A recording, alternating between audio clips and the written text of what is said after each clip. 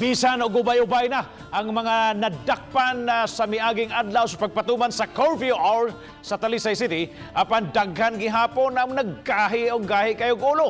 Si Lian Sinculan adunay live exclusive update. Lian.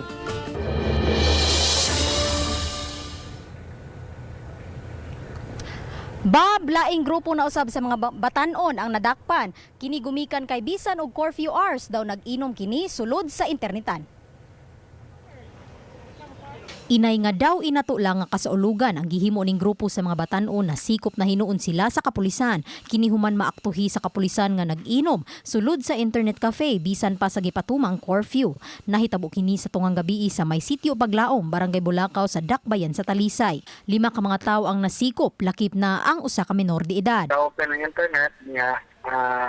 I think there was a birthday celebration.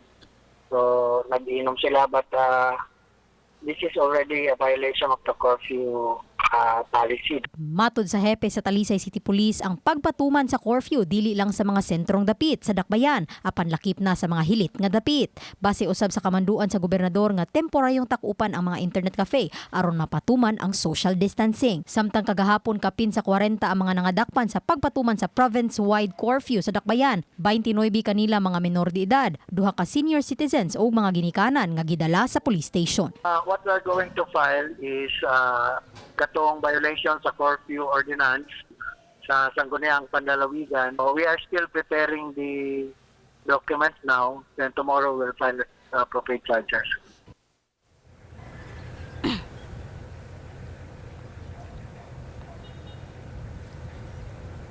Samtang Bob, matod sa kapulisan nga seryoso og tinud-on gayud nila ang pagpatuman sa mga nagkalain-laing mga lakang. Bob?